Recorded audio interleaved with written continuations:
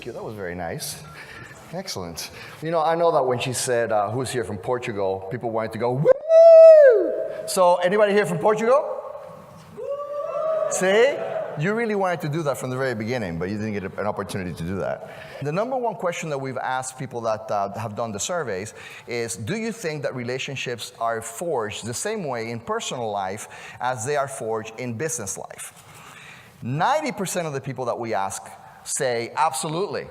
It's no different. The way that I value people and that I pursue relationship strength and growth in my personal relationships is the same way that I do it with my business relationships. And then we ask another set of questions. We say, do you think it is possible to have that level of strength in your relationships at work as you do in your relationships in personal life? And almost 90% of people say, oh, absolutely not. It's very different. Things are done differently in the workplace, and the patterns are different. But psychology tells us that that is not true. In fact, if you think about the relationship patterns that start with the very first step, relationship patterns always start with a need for functionality, accessibility, and emotional connection. It just so happens, and this is by no accident, that in the way that we've known that interpersonal relationships grow, because people need to know that they're getting what they need, that it is easy to get what they need, and that it actually leads to enjoyment and emotional growth and emotional connection.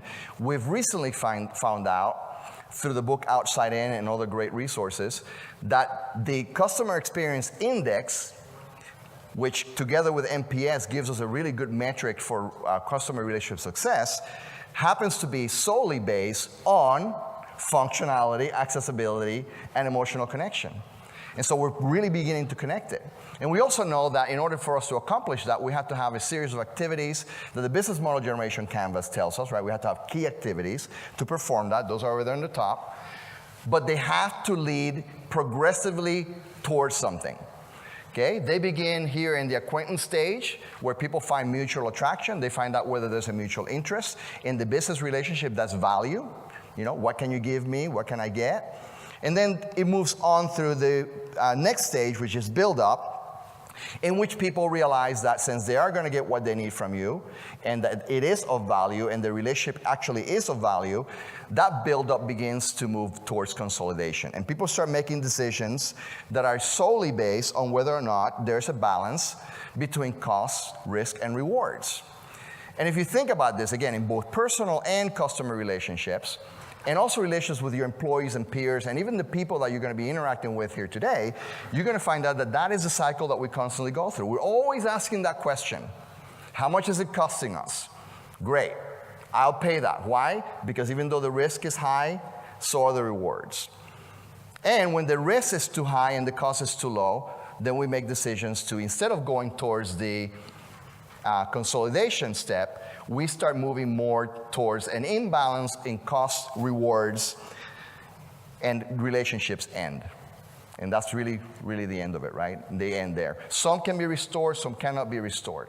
You know, why do you use these very specific words? And my answer is that, you know, in the last 2 years of study and benchmark, we actually went through over 1,500 words that are somehow associated with how we build relationships at work. And these words were the ones that came to the top. After we sifted through them, we went through initiatives. It's also no surprise that the most common technology initiatives have these words associated with it. And I want you to just forget about technology for a minute. I just want you to think specifically about the way that you're building relationships with people. The way that you're building relationships with employees, with customers, with your extended partner channels and distributors. I want you to ask of yourself whether or not you're considering the following as you build relationships. Number one, are you considering value? Are you considering whether there's mutual value, extended value in what you're doing? Are you thinking about your business relationships in the same way that you're looking at your interpersonal relationships? In other words, that you're setting the right expectations to make sure that as the relationship grows, that both parties are getting the value that they expected in order to do that they're getting the benefits. that you, again, whether it be through technology or through methodology, that you are constantly asking the cost, risk, reward question. At the individual level, as you're talking to people, as you're setting activities, appointments, as you're making calls, as you're setting up presentations, as you're selling your products and services, are you thinking about the value that you're delivering to people and how it is that you're managing risk, presenting cost, and showing the rewards of that service to your customers? Number two, are you considering what engagement even is? We have this bad habit of using the word engagement and putting it as a label. Experience, the same thing. We call everything customer engagement. We call everything customer experience. But what is really engagement? Okay? So I'm going to do a little exercise with you. I want you to take your hands. I want you to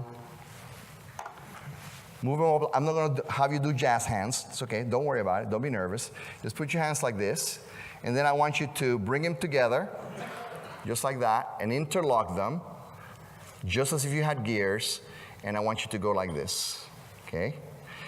That's what I want you to think about every time you think about engagement. Why? Because we think about engagement, but we don't realize that engagement, okay, the analogy of the engagement is the analogy of gears. Gears connect. Gears interlock. Gears require lack of friction in order for them to move. And that's what I want you to think in terms of building relationships. Relationships need engagement. Relationships need you to create a positive communication climate for those gears to be able to move and be able to connect. Because without true engagement, then all you really have is one-way communication. All you really have is information that you're giving your clients. You don't really truly have connection and the perception of value that allows your clients to be co-creator in the value creation process. You want customers to actually talk to you and return your calls and fill out your surveys, then focus on engagement, because engagement is really what forges collaboration. Here's another word that we use all the time, is the word centricity, but we use it so poorly. We think in retail especially, we think about centricity and not realize that centricity is not just about putting the customer at the center, but thinking about the most important and relevant things related to the client. When I think about the psychology of centricity, for example, I'm not only thinking about their needs as a customer, I'm actually thinking about their individual needs, about what's of relevance to them, of what's important to their national culture. How is it that language influences it? What's the organizational culture of that individual, and how does that influence social structure and norms and the groups they participate in? Why? Because culture gives meaning to social structure, and without really thinking about the influence of who people are in the roles they take, in the groups they're part of, then we don't really have centricity. Most of the people that I talk to on a daily basis ask me how easy it is to put together a user group or a customer group or some kind of customer experience group so customers give them feedback. And I ask them every time, are you considering who they are as individuals, what they like, their culture? And a great majority of people say no. We hadn't thought about that. We probably have most of Europe represented here in some form or another, including the United States as well, probably represented here. And it's a really great picture of, again, what your focus should be when it comes to centricity. When it comes to service, the most important component in relationship building is that you understand that service has actually two different components. We do really, really well at the first component, which is the idea of keeping our promise. So we all have SLAs. We all know that if we deliver a product and service and something happens to it, that we have a responsibility to the client to actually fix it or make good.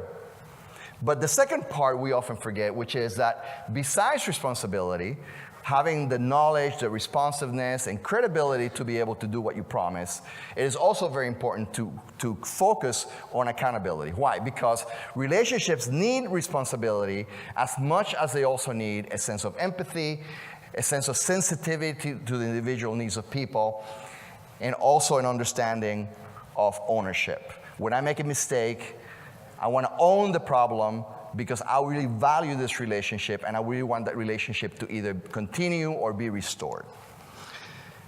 And then finally, one of the biggest misunderstandings of all, which is companies always go for nice little marketing slogans that say something like, "You can trust us," right? That's popular. Or they'll go inside to internal organizations and they'll go, "We want customers to build trust with us." But they completely skip the most important element of trust, which is transparency. You cannot have trust without transparency. Why? Because people need to have insight into the decisions you're making. And maybe 10 years ago, you could have gotten away with hiding things from customers, but technology no longer allows it. Okay? That together is what we call experience. And without great, strong experiences, we cannot have really, really strong relationships.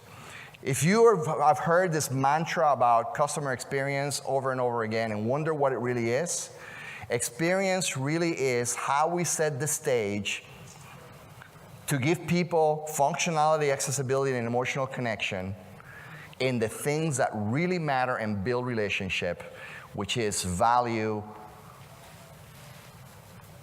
which is engagement, which is centricity, service, support, and transparency.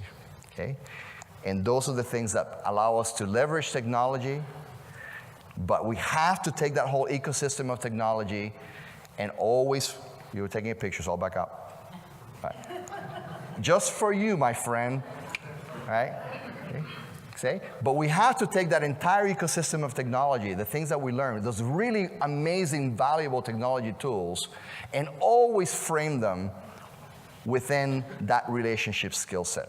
And I promise you that as you go through the conference this week, and you go out and look at the vendors and talk and listen to Microsoft, look at the things they're doing, the amazing program Chrissy's put together, you'll find out that it becomes easier to move away from the idea that technology has to be leveraged, and you move into the mentality into relationship has to be established through the leverage of technology.